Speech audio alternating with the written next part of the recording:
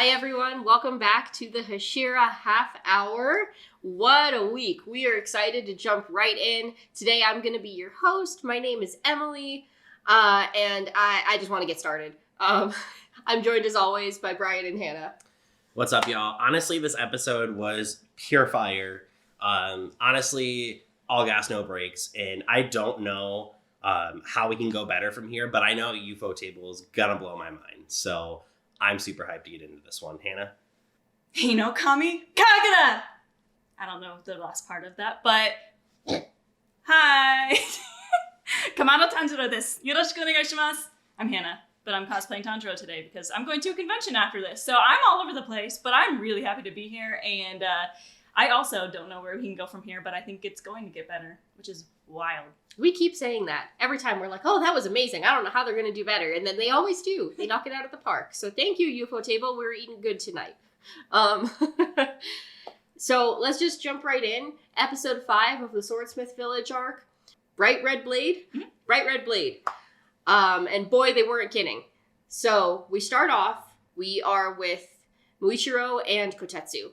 And carrying this poor little guy through the forest. He's like, which way is it? Kotetsu's like, I wish I knew, but you're carrying me backwards. And they are going to go help try to rescue some of the swordsmiths and head hopefully towards the village on their way. And this is one of our first encounters that we're about to have here with Gyoko as well. What an entrance, too, for him. I mean, we already got his entrance in, like, episode 3. Well, technically episode 1. He keeps being very dramatic.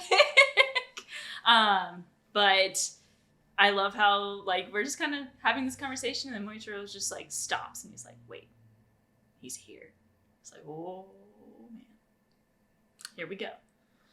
Yeah, it's definitely been a very interesting way to start a fight, because we really haven't seen who's at the helm of all these attacks so far with the big fish.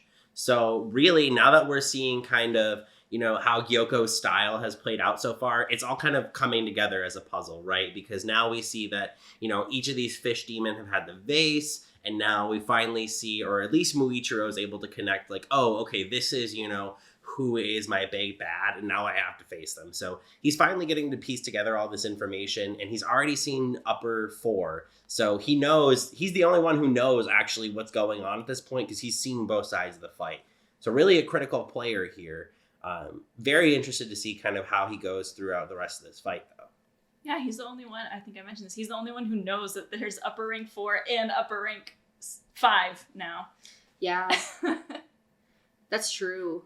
Nobody else is aware that the fight is, like, doubled, but, like, really it's, like, what, quintupled or something like that? Because you got this other one split into 4, and we're not even going to count how many times technically Gyoko has used Blood Demon Art to kind of split the violence that is forced upon the town, and, like, this horde of fishmen demon creatures that are attacking.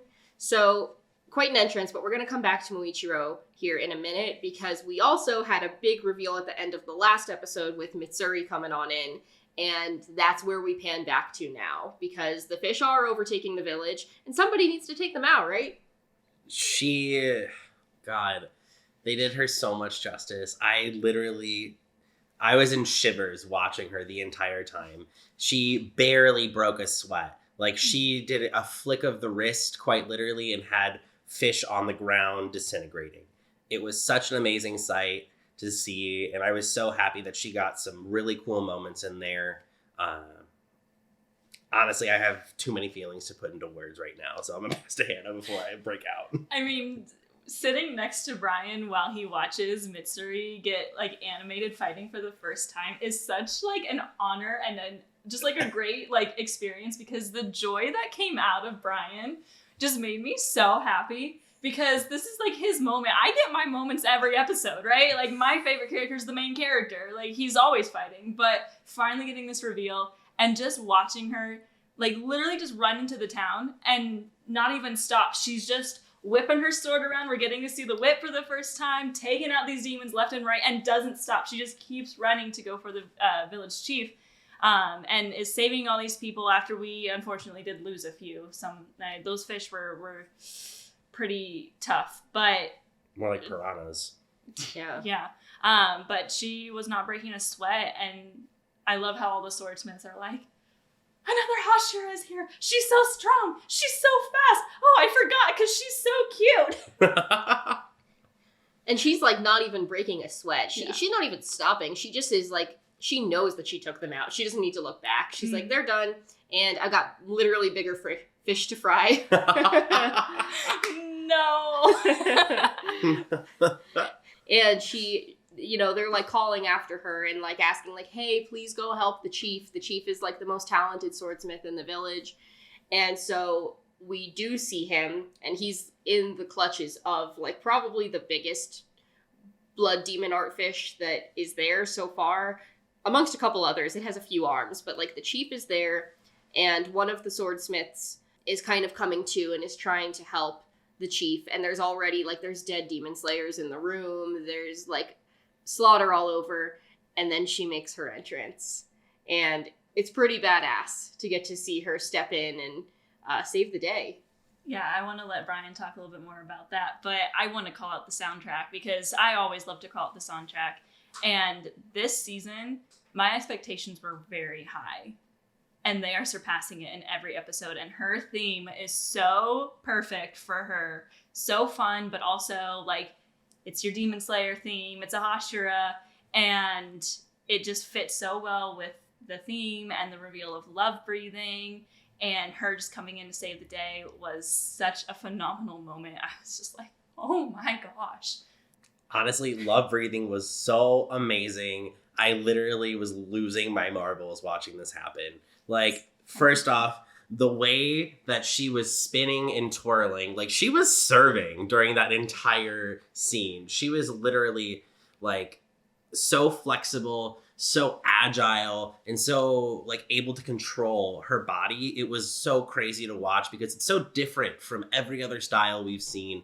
You know, water breathing is the most flexible style we've seen so far, as opposed to like being able to turn, being able to twist. Fire or flame breathing and sun breathing have been very like straightforward to a certain extent. And now you see mist breathing, which is very evasive, but this is like very different from everyone else we've seen because it's so based off of like agility. So that's like just a cool fighting style. But then also seeing the way it pans out and watching after she hits this whip through this demon, she like pop, pop, pop, pop, pop, and then the demon explodes. Like that was so cool. And it's just so nice to see this like bright, bubbly character get her badass moment, because like I feel like that's every like bubbly person on the inside. They're truly a badass. They just want to be nice about it. And so we'll get to the Taisho era secret later because that was just as good. She is so cute, but she is not there to mess around either. Yeah. It's like it's very interesting because there are not many women in the Hashira. There is more than one, but there's not very many of them. And even the difference in the ones that we've seen so far is very stark in like the personality types. And yet both of them are like very soft spoken in comparison to their male counterparts. And that's probably just part of like just the expectations that are set upon them, just being born women. And we'll get to some backstories a little bit later, but it's almost like they have to have this like gentle natured, sympathetic kind of outlook, but they still need to be able to kill some demons. It's really cool. It's really cool to see that contrasted in this scene. And the love breathing is just beautiful. It was not what I was expecting. I think there might be more to come because we didn't see much. It was mostly just like there was a little bit of sparkle, and then there was some like boom, bang, bang, boom, you know. But I think that was more like her sword than anything else, like hitting, because she can hit at so many different directions because it's a whip. So I think they're still kind of keeping the love breathing a little bit more tightly held back for maybe a little bit later. We'll see it like in its full glory. Yeah, I hope so. I'm excited to see some of the different breathing forms that she'll have, but really cool entrance for her. Very deserving of such a great moment. So she does cut down this fish, and she's able to do it pretty effortlessly once again, even though this is the one wreaking the most havoc. And we get this kind of like goofy little moment with the chief of the village. She's like, don't go to the light. She's holding him. And he's like, what a beautiful lady. I'm just overjoyed. I'm on cloud 9. and then the other swordsmiths are like, wait, I hit my elbow. Come hold my hand. She's like, oh, daijoubu desu ka? And then she like, all I imagine is like, because they cut away from that, I imagine that she's just like holding both of them awkwardly, like trying to hang on to Chief while she's like, here, I'll hold your hand. And then this is like a cuddle puddle. I mean, that's so Mitsuri, you know. Clearly this other's, after what happened with the chief and him just kind of being a little bit of a pervert, honestly. And she's just, but her reaction was like, oh, like, you're so sweet. And then the other swordsmith was like, ooh, it's my time. So he's trying. He wants to be held by her. And she's just like, oh, yeah, are you okay? Daijoubu desu ka?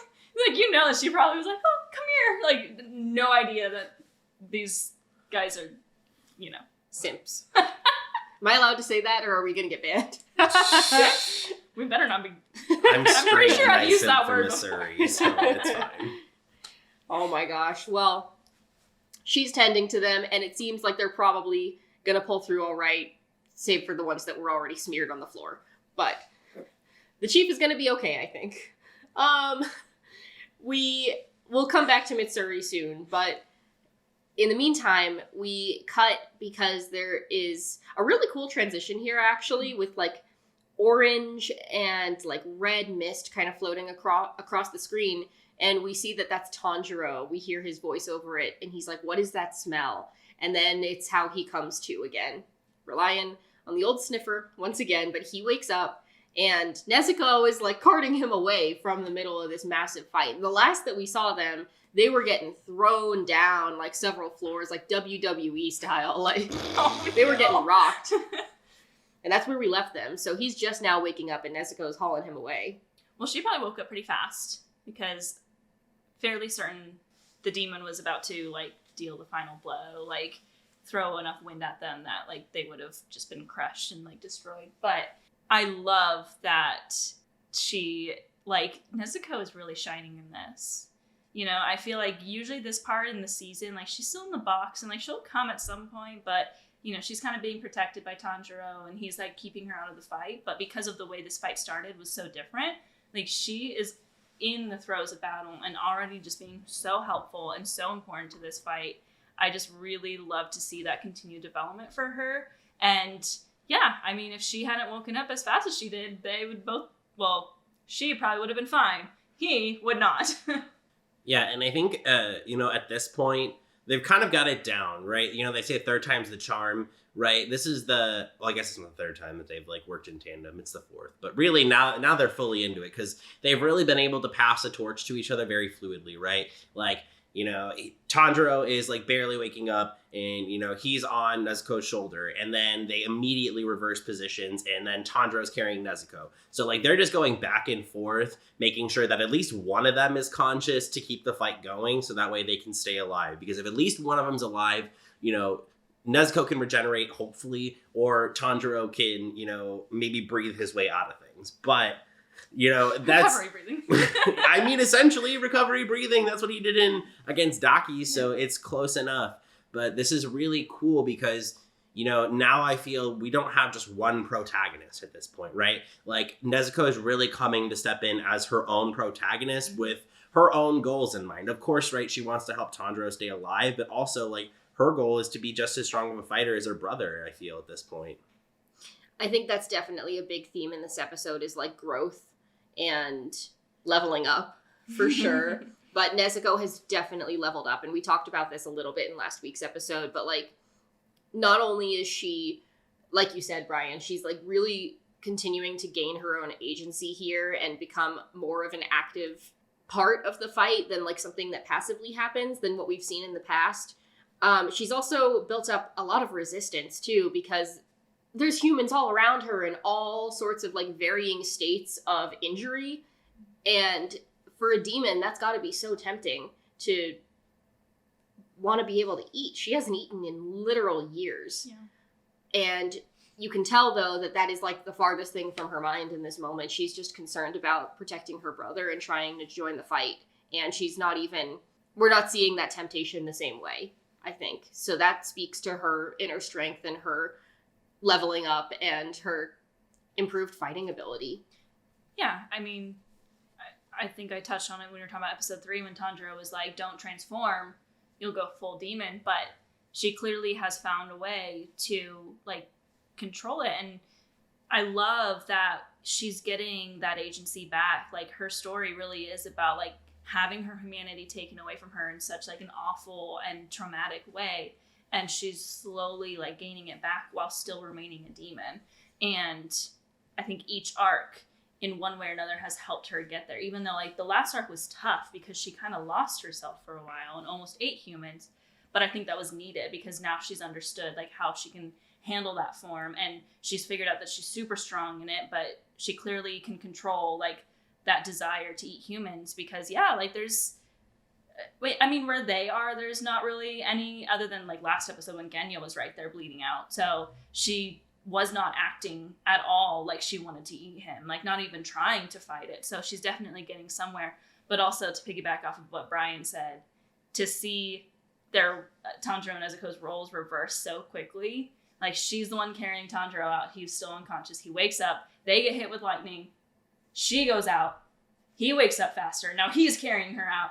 And it's just such a great parallel of, like, everything they've gone through so far. They're constantly back and forth. And this was, like, a legitimate, like, straight up back and forth. Like, we are literally just switching roles here seconds later. It was really cool.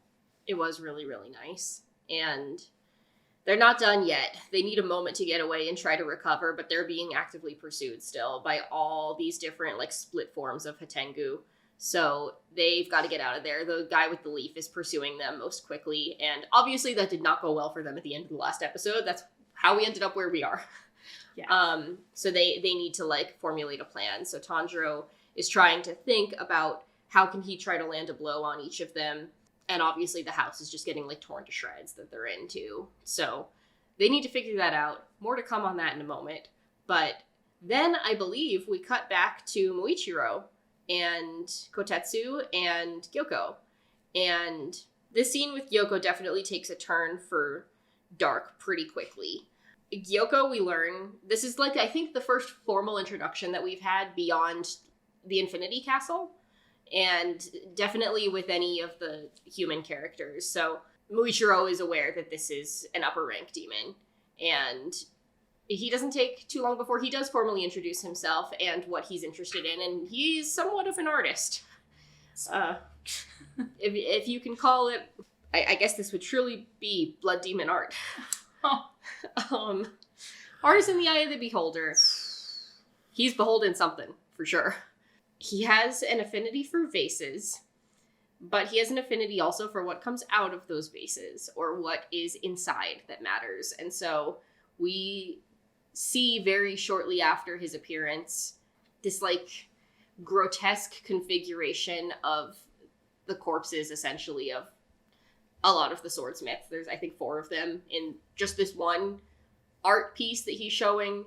And this is, like, torturous for Kotetsu and the other swordsmith that's there. Because it's, you know, it's a small village. It's all people that they know.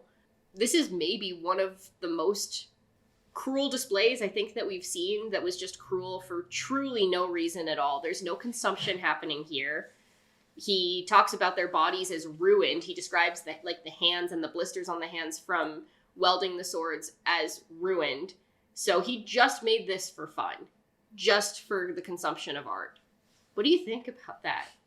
Very grotesque. And also they're, like, zooming in on certain moments that, of course, we as manga readers, like, we knew this was coming, but Ufotable's like, yeah, we're gonna milk it a little bit more. But just, yeah, it's tough to watch because you have Kotetsu and Kanamori kind of, like, sitting there and they're saying all of these swordsmiths' names. Like, they know them personally. These are not just, like, it's not hurting them because, oh, those are swordsmiths just like me. It's hurting them because they genuinely know them. And I don't know if this was, like, a weird translation, but Kotetsu even called one of them uncle.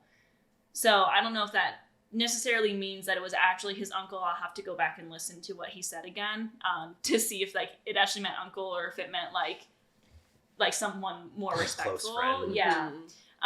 But just to see, like, the pain in their face as they look at this was the pain in their face with their masks. But like the way we feel their emotion, even though we can't actually see their faces, was really incredible too. Like you knew that like they were brokenhearted over this. And Gyoko is just sick. And we haven't seen a ton of that yet. I think the last time we saw like such a grotesque sight for no apparent reason was when Daki just killed all of those people around Tanjiro, and then what happened right after that was pretty intense. So it's like, why, it seems like Upper Moons have that more of a desire to kill for fun and kill for art in Gyoko's mind. Yeah. I mean, as like a big horror stan, I was eating during this moment. Let's be real. Like, this moment was like pure, like grotesque. It was everything I wanted out of a horror scene. And like people call JJK, Chainsaw Man part of the Dark Trio and things like that. I would argue that Demon Slayer is getting there. It's pretty dark. Like, let's be real here. This is definitely a scene to talk about.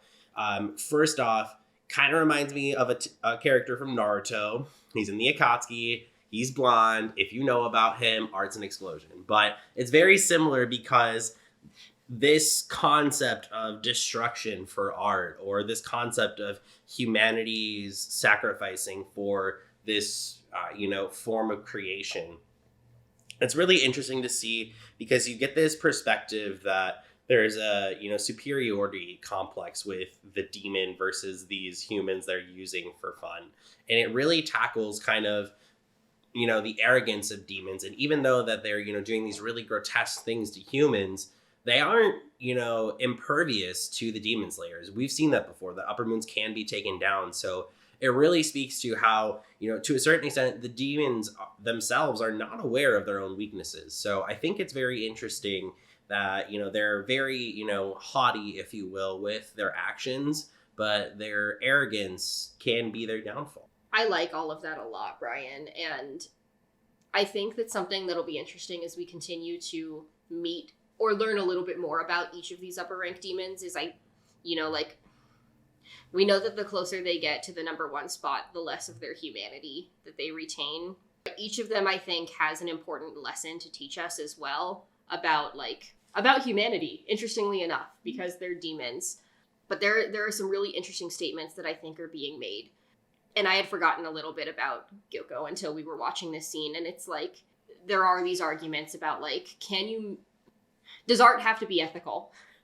And it's like, you're watching this, like, obviously you'd think that the answer is yes, right? But at the same time, it's like, but do artists also have a responsibility to bring out what is grotesque? But at the same time, it's like, but who was harmed in that process? Can you ever really make truly ethical art? Or does somebody have to suffer? Whether that is like the subject or the artist. It's interesting. Yeah. And I don't know if there's like necessarily a full right or wrong answer, but he embodies the worst of both. That'll be interesting. But they definitely make some interesting commentary. I think we'll find out a little bit later about, I'm thinking about Doma in particular too. There's some interesting commentary to be had there on some behaviors of humanity. But that's for another time. In the meantime, Gyoko's art is nasty. Yeah. We don't like it. And that is okay. All right, so we are not pleased with Gyoko, and neither is Muichiro, because he finds the art that we're looking at grotesque as well, and he tells him that he's going to need to knock it off, which is a little bit unlike what we've seen of him so far. He doesn't really seem to care too much about how other people are affected by anything that's surrounding them. But he can tell that, like, the swordsmiths are very upset, and he's going to put a stop to it. And we get to see some mist breathing again. The mist breathing, I will say, is so cool. Just watching what it feels like Muichiro just phasing in and out of the screen is really awesome. And then, he is very quick and nimble to try and get to Gyoko. And, we see Gyoko do something interesting. He just switches pots. And Muichiro is trying to figure out what's going on. How does he switch pots so quickly? Because he gets very close to slashing him, but just barely misses. So it's now becoming more of a mystery of like what pieces of the puzzle. He knows who he's fighting now, and he knows kind of, what to expect based off of their demeanor, but the why of everything still needs to be unraveled, which I think leaves a good mystery for Muichiro to lead into. Yeah, I liked the way they did it, where his misbreathing started, but he didn't say it. Which is like one of the first times we've ever seen that. And I think that's really cool. It kind of speaks to his speed. I think like he was able to just be like, all right, like cut it out, And we're getting some sass from him, the cut it out, the knock it off. And we're seeing him really grow. And I know we still might not love him yet, but I'm fully on Team Muichiro now. I'm just throwing it out there. He's growing on us, for sure. Yeah, it's a nice moment to get to see him care, even if it's very brief. But he is able to land a couple blows on the pots. The problem is that the pots keep appearing. So how are we going to be able to take this demon down? We're not quite sure yet. Pots are not his only specialty. We learn quickly. He is an artist. He has a lot of different forms of art. And he has created all the fish that are obviously running rampant on the village as well. So we've seen like those fish. He has more than one fish in the pond as well. And he unleashes some goldines on everybody. Goldine! Another blood demon art. And these goldines are deadly. And they can spew needles. Muichiro's able to evade them the first time, but then the fish turn onto our poor little swordsmiths that are there, who are not able to dodge as easily. And Muichiro shields them from all these needles, even though they land squarely in his own small body. Again, I say, Muichiro is growing on me. I'm fully in his team now. Knew this was coming, and it was still hard. Those fish were very funny looking, but like funny looking in a good way and very creepy and interesting. But I love how fast Muichiro is acting in this fight scene. I mean, we're really getting to see why he's a Hashira. Like, every time he's just not fighting, he seems so like disinterested, not functioning. I mean, a few episodes he was literally sitting there like this with our other two hooligans, just with button eyes, just being weird, And now he's thinking so fast, and he, originally went to take down the pot because that's how the other fish had gone down, and now he's figuring out that that's not it, and he's putting together that the head needs to be cut off on this one because he's actually trying to dodge it, which he's remembering from Upper 4, at the beginning of this fight, and Tanjiro's like, no, the head doesn't work, and he's just thinking quick, and then he jumps in to save them, and also Kanamori was going to protect Kotetsu, so Kanamori jumped in front of Kotetsu, and then Muichiro jumped in front of Kanamori. So we've got like multiple people just trying to protect like Kotetsu, who's only 10. Like, he's only 10. Like, I love that they're like being so protective of him. And now Muichiro's got multiple needles stuck through him. I mean, all over the place. And things are feeling grim, but also, we've seen some other Hashira be able to handle poison pretty well, so it's kind of hard to tell, like, okay, what's exactly going to happen? Can he handle it? Can he not? His body is a lot smaller than Tengen's, so that might be an issue, but definitely still feeling hope that not all hope is lost. Yeah, not all hope is lost quite yet, but it's also not looking super, super good either. It's nice to see him step in and try to defend people, but this guy just keeps adding more and more and more to his blood demon art abilities, and that's to be expected, perhaps, from an upper rank demon, but it doesn't make it any easier to watch. And in the midst of this fight, we, I think, see Muichiro grapple a little bit with both what the demon's saying and also probably his own mortality in this moment as well. I think we even see a moment where he feels slightly startled. There, there's like the widening of the eyes, even though it's brief. And we get a flashback, too. We don't get much of a flashback because we know that Muichiro, like we said in the last episode, is struggling, to remember details of his past and struggles with disassociation. And all we get are some cruel words out of this flashback that he remembers that somebody else said to him. That was rough, man. Your lives are worthless, I think was the quote on screen. Man, and I mean, if that's what's gonna flash you back, right? Talk about arrogance from a demon, and then, you know, this trigger of him like remembering this, you know, traumatic memory. I'm not exactly sure where this comes from, but it's definitely something that helps to kind of clear the haze of Muichiro's mind, because even with all these needles in his face, he is still actively working towards figuring something out. And I mean, quite literally, when faced with adversity, just pushes through and tries to find a way around it. I think it's really interesting because, you know, now at this point, he's kind of understood that, like, his job is to not try and protect the entire village, but he needs to take this demon down in order to protect the village. Is originally he was going after the chief, right? And now it's, you know, he's been able to shift his priorities because kind of what Tanjiro said, and that shift in priorities has helped him learn something about himself. So I think it's really a demonstration of like a coping mechanism for Muichiro as he's been able to kind of decide what the right choice is for this battle. I think that's an interesting call out. I didn't put it together until now with Muichiro shifting, you know, from wanting to protect the village chief to like moving over here. Gyoko did the same thing. Like his goal was, except in the opposite way, his goal was to take out the village chief, but now he's shifting his priorities because something's going on at the shed that seems important. And both Muichiro and Gyoko don't really know what's happening. All they know is, like, for some reason, we're being drawn here. His instinct is kicking in, but also, like you said, this really has been brought on by Tanjiro.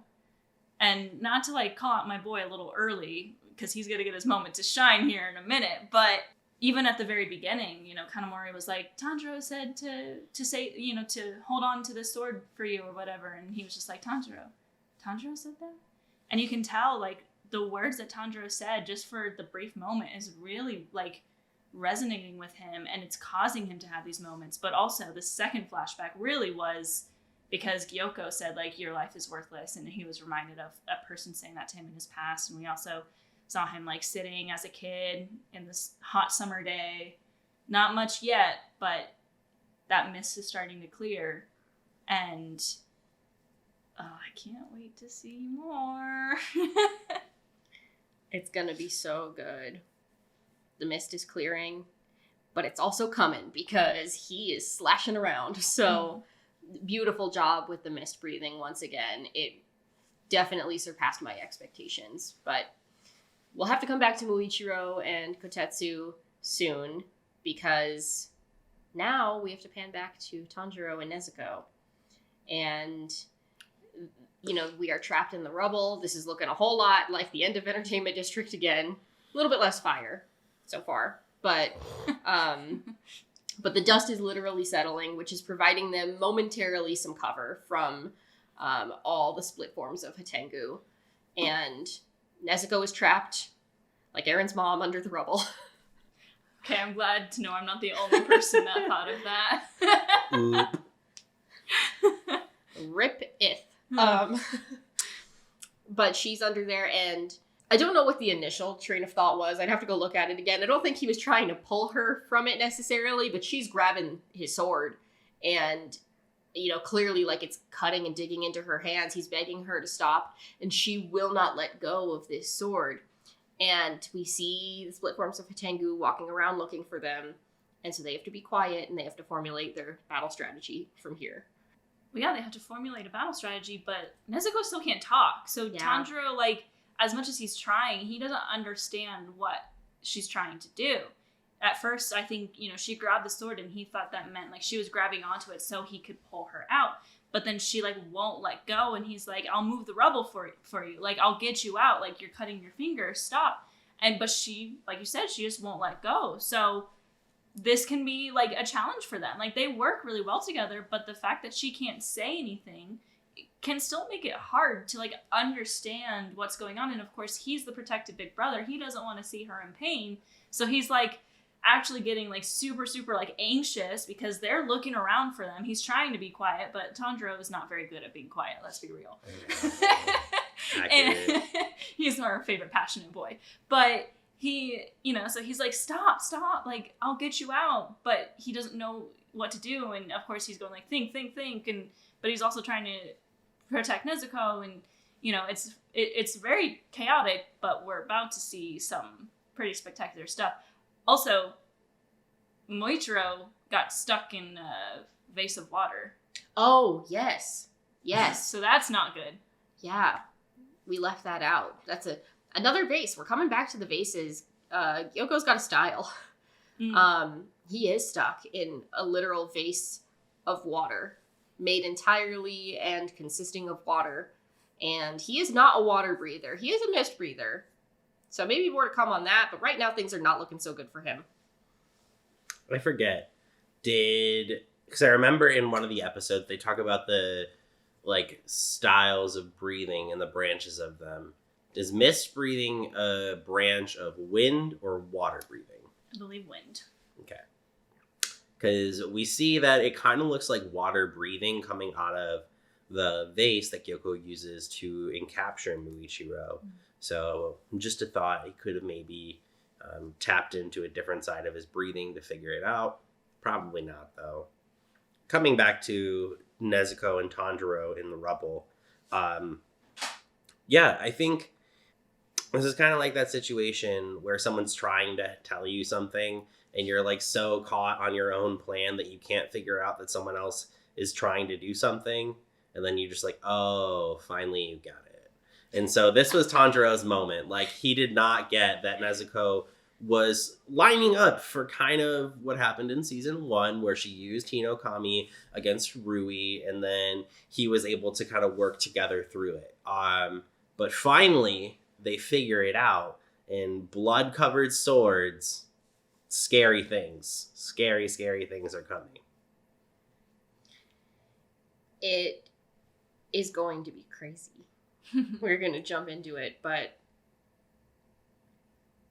we've never seen Nezuko use her flames, I don't think, on his sword. It's been used to help other people so far. And we've seen that there are a lot of healing properties to the flames, at least for humans. For demons, it's fatal. So what we see in this moment with the pink flames being unleashed, we already know that the swords are special. We've cleared that a number of times. This is the only way that you can kill a demon. You have to behead them with a special sword forged in the Swordsmith Village, which we have. And Nezuko's flames also are immensely harmful to demons. She's encapsulating the sword in her flames, so we've got a double whammy coming. I was just gonna use that word. Double whammy! Double whammy! Honey, you got a big storm coming. Huh. I don't know, shall we just dive right in? One of the best scenes in the anime so far, I think. And these poor split forms of Hatengu have no idea what's coming. They're all confident and all. It's like, oh boy. Honestly, so leading into this moment that we're all talking about, because if you watch the episode, if you know, you know. But, right, we see that at first, the sword kind of lights ablaze. And then we flash into Tanjiro's memory. And Tanjiro, I'm not sure if he understands where this comes from, because he sees another person with a similar Haori, and another person who somewhat is wearing a pink outfit here, so kind of a parallel between him and Nezuko. But then, right, they talk about a red blade, and they refer to the swordsman who we saw in Tanjiro's dream in episode 1 with the Hanafuda earrings, and, is this a style that he used? He's still trying to figure it out, but nonetheless, he feels the presence, or at least he's joined by the thoughts of everyone he's been helped by so far. Also, they did Rengoku dirty in that scene. They literally left him off screen. Like, his left leg was there, and they also cut Tengen off screen. I'm going to go on a quick tangent to say this is like the Titanic. There was enough room on the float, okay? They all could have been there, right? They could have just scrunched into the background, stood behind everybody. That was laughable. Rengoku as an inner tube. Every night in my dreams. A little penny whistle solo for my boy. Rest in my peace. God. Oh my god. No. Oh, All I know is pain. Oh man, I love that. You know, like his blade is turning. It's turning red. It's still wrapped in her pink flames, and he gets this like vision, you know, of Sumiyoshi. It's been established that that's that character's name that looks just like him. A girl, unnamed, but we're pretty sure it's Sumiyoshi's wife, and she's saying things like, you know, your sword is usually like a obsidian black, like the deepest black, but when you fight it turns red. And Tanjiro's like, I don't know who this man is with the Hanafuda earrings, but if his sword was black, that's just like me. And it's like, he's like, okay, like who was this man and what did he do and how am I connected to him? And you know, we're still not getting those answers yet, but and it gives him that realization that he needs to do some pretty amazing stuff. Hell yeah, he does. We get to see him draw his sword up high beyond his head. And in this moment, we switch point of views, and we're back at the split forms of Hatengu, and they're seeing Tanjiro lift this sword, and they're also seeing some inherited memories that we've talked about, and they know what this one is, though. Tanjiro knows less about it. They are realizing that they are seeing some of Muzan's memories, and they're like, this is the swordsman that almost beheaded him. This is the guy with the Hanafuda earrings and the sword that turned... Like, they know exactly, and they know that they're in trouble in this moment.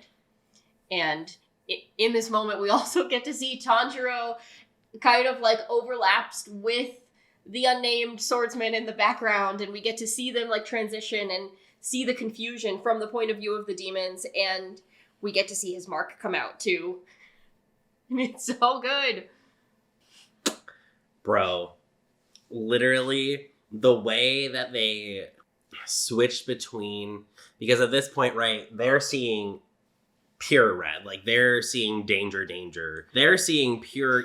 what they deem evil because they know that something powerful is coming back at them, and they are terrified because they know what it was in the past. They don't know what it is now, and that's their problem in this moment. And honestly, Tanjiro feels the difference at this point. He knows that he has something deep inside him now, and he launches forward. Beautiful what comes next. Just that whole sequence, starting with, you know, like the vision of these people, and then we see, you know, even in the comedy of Tengen being cut off and only seeing Rengoku's Haori, and then, you know, that was all funny, but then we see their arms, you know, we see Tengen, we see Urokodaki, we see Nezuko, we see Rengoku kind of like pushing him forward, and he says like, all of these lives are like pushing me forward, and literally physically that's what it's doing. So we get like the emotions of that because like Rengoku's there, and you know, we were calling back to him, and then the demons, like, we get the same kind of like editing that Daki saw in episode 6 of Entertainment District, which was also a spectacular episode. The mark is back. Tanjiro is an absolute beast, like beast mode Tanjiro. You know, this unnamed swordsman, we're flashing, the demons are scared. Just this whole sequence of event is building up to this final moment, which we're probably about to talk about, so I won't go into that much detail yet. But it's just like all of a sudden, like, this episode has been really good, but we're in the home stretch. Like, we know this episode's ending soon, and we're just like, it's like build up from the moment Nezuko is holding on to his sword until we're seeing like, oh my gosh, like the mark is here. Like, oh, we're going for it. We're on episode 5. Like, let's pump the brakes, but not really. It's been wild. It's Hinokami Kagura time. Hannah's favorite time of day. But this is a Hinokami Kagura like we've never seen before. Brand new form, brand new inherited memories. Dragon? There is some Japanese like folklore that like a dragon is one of the strongest creatures that exists, right? That's why it's usually associated with some of the stronger moves. Like it's associated with the 10th form of water breathing, which is considered the final and the strongest move. And we've seen Tanjiro use a lot of Hinokami Kagura, but we have yet to see it with a dragon. So he's still getting that strength. And I think that's just really cool to kind of show, with that like Japanese background that, they believe that these dragons are so strong. So when you see that dragon, that the moves that he's unleashing are beyond what he's done before. And it took a while to build up to the 10th form of water breathing in season 1. And that happened in episode 19.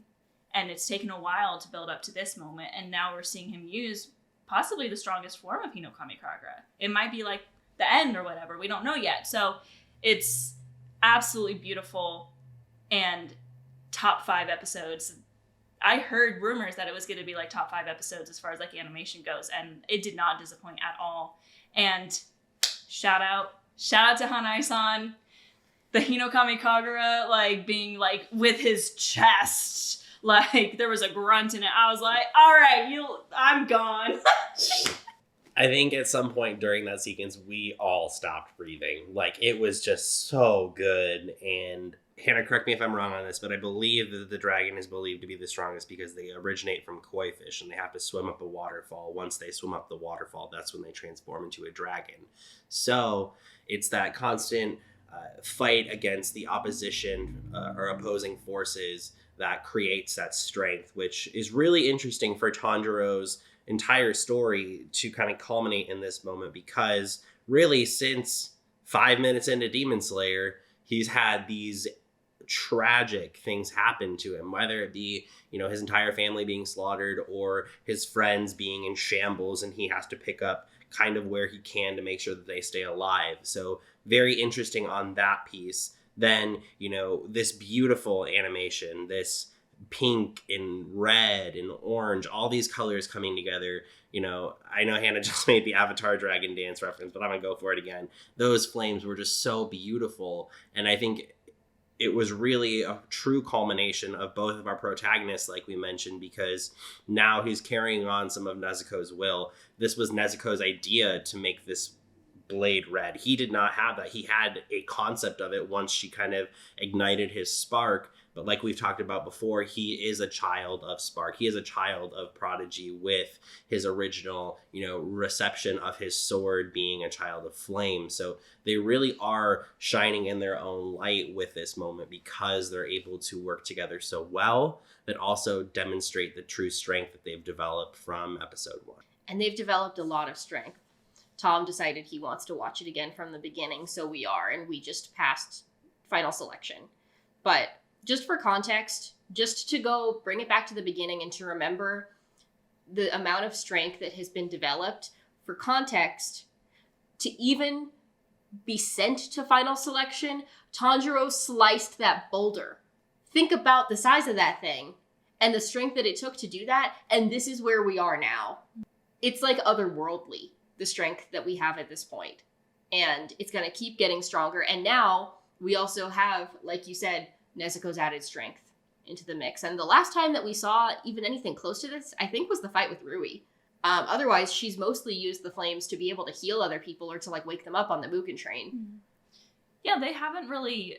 I mean, Nezuko isn't really fighting in this moment. She's still stuck under the rubble. Like, I think he understood, like, she can probably get herself out of that. Like, she was focused on his sword. Mm-hmm. And he understood that, and he chose to then take what she's trying to give him and also what he's experiencing in this moment with like these flashbacks of not even his own past, and so he's chosen to move forward. So like she's not necessarily like fighting herself, but also like this is part of her power with him, and that's why they animated these flames to be more orange and pink, because her flames are pink. And you're right, like he's always been strong. Like no human in normal circumstances can slice a boulder with a sword. And they also said that he had the biggest boulder of all of Rokuraki's students, because I think he made the boulder bigger each time because he kept on losing his students, so he was like trying to protect him. But to see the two of them still, like in a sense, they're working together so well, and we haven't really seen that. Last arc, they like Nezuko helped, but they never really worked together. Mugen Train, they worked together a little bit, but it was more just Nezuko waking people up. So this is like really the first time it's like the culmination of our Kamado siblings together to make just this beautiful spectacle. And Tanjiro is just, like I said, a beast and going ham. And it's very similar to the Hinokami Kagura that we got when he was up against Daki with the blood tears. But now he's in control. Mm-hmm. He's not completely like blinded by anger and in this state that's like beyond human capacity. He is fine. He doesn't break a sweat. But this is like the power that he has grown into with the help of Nezuko specifically. Sun Halo Dragon Head Dance is beautiful. It creates the infinite shape, which I'm sure is extraordinarily intentional. And again, blending both of their colors. We've got the pink for Nezuko. We've got Tanjiro's Hinokami Kagura flames. And he beheads these demons swiftly. He couldn't do that with Daki even in last season. No. He wasn't even able to behead her.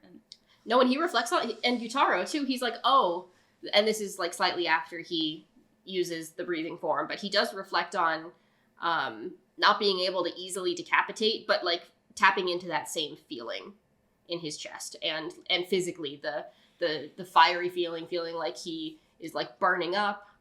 But this comes a lot more easily than even what we saw technically like less than 10 episodes ago chronologically.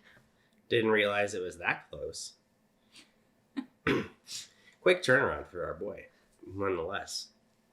But right, as he's looking back, and he was like, oh, damn, I did that. I just went and beheaded 3 parts of upper 4. And so kind of here is where he's realizing that, you know, he has grown a lot. And I think this is really good for him to see that he was able to so quickly maneuver between all 3 of these parts that are looking for him at the moment.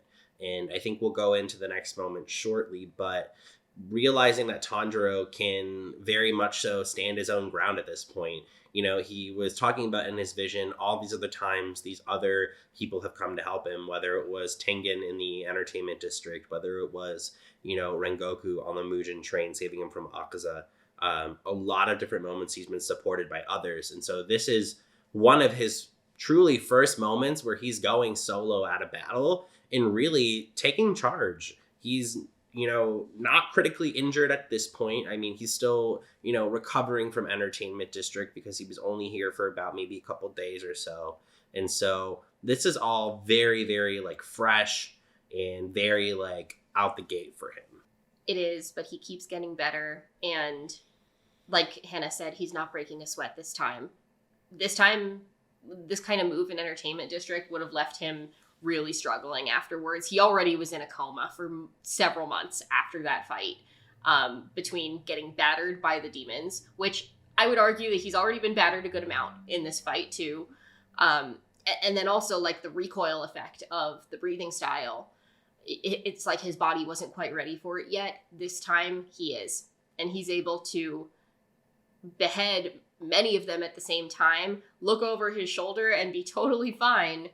And even be ready to possibly do it again because he recognizes that, like, similar to the entertainment district fight, they might need to be all decapitated at the same time. That brings us to Mr. Genya. Looks like he's got the last demon, right?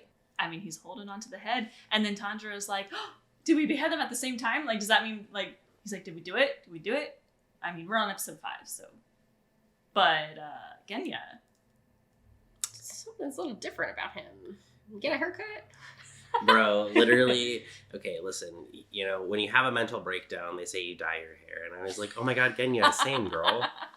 With those yellow tips. And I was like, yes, work. And then he, like, turned around and had yellow eyes. And I was like, oh, no, don't work.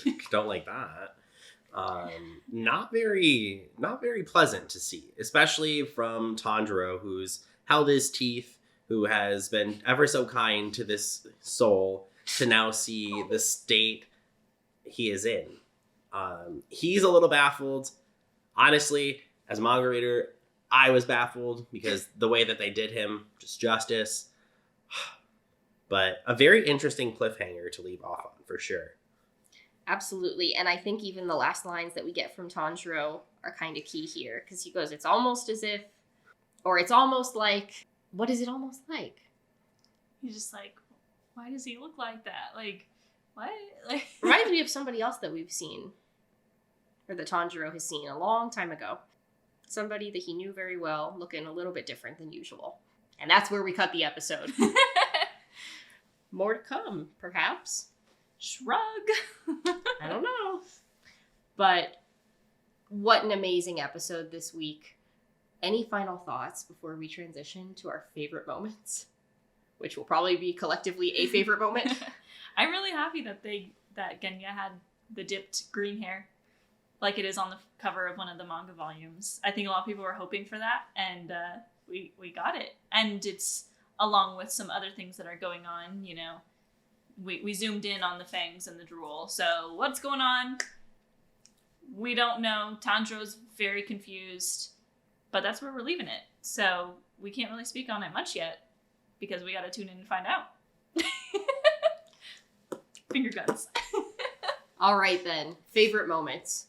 Are we all in agreement? It's hard not to be. Just the entire Hinokami Kagura moment. Absolutely. We watched it Kagura. 3 times, I think. We're like, wait. Go do that again. Well, I think we even already said it in this episode. UFO Table keeps blowing our expectations out of the water.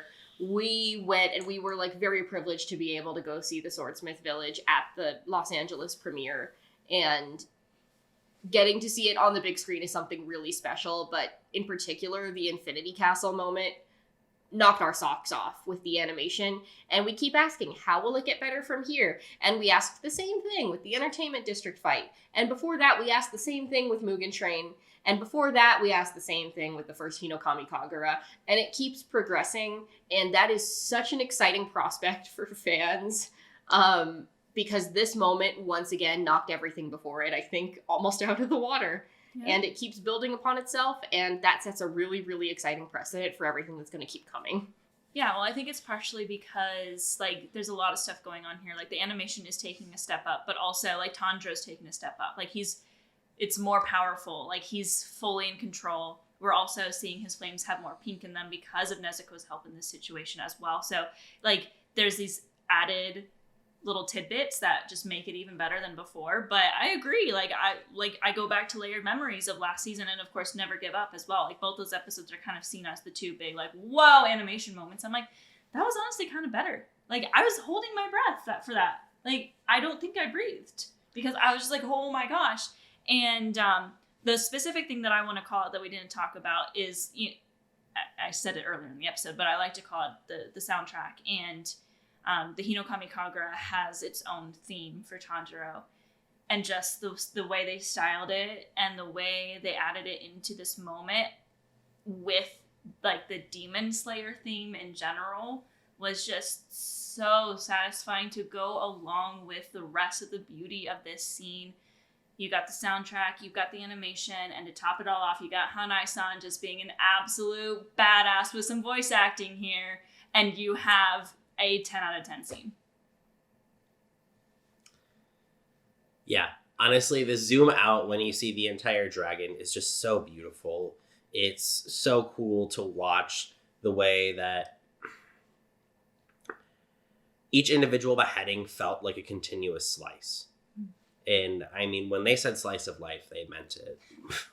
So it was just so cool to watch how Tanjiro has kind of grown up in front of us. And, that's the goal of animes, right? Is to watch your MC grow and push their limits. And this is truly that representation of, from square one to really holding their own at this point. So I think this is just a really amazing scene because it captures not just beautiful animation, not just cool fight choreo, but it has so much meaning and, so much backstory behind these moments at this point.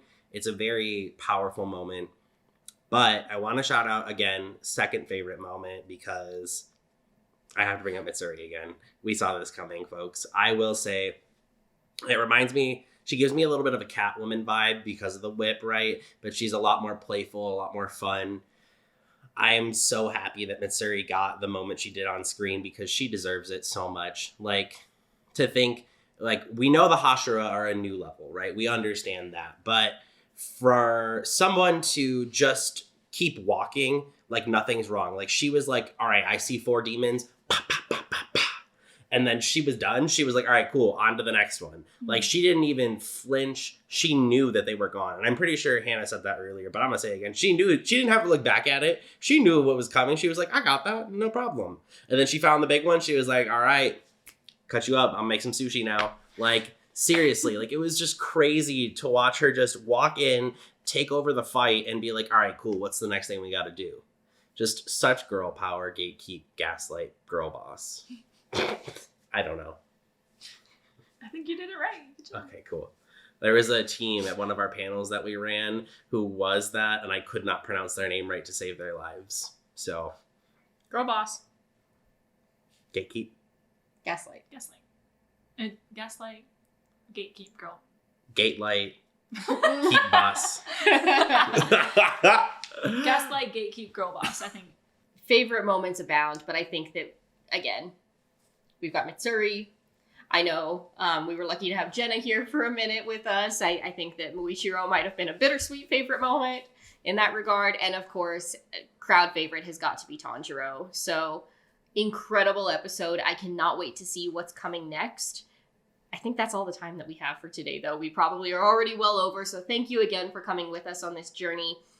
If you liked what you've seen, please make sure to subscribe to our YouTube channel if you're watching us on here. If you're listening, you're able to follow us on Spotify, Apple Podcasts. We are on Twitter. We are on every social media. So please just give us a follow. Give us a comment if you have any questions or anything that you'd like to see in a future episode.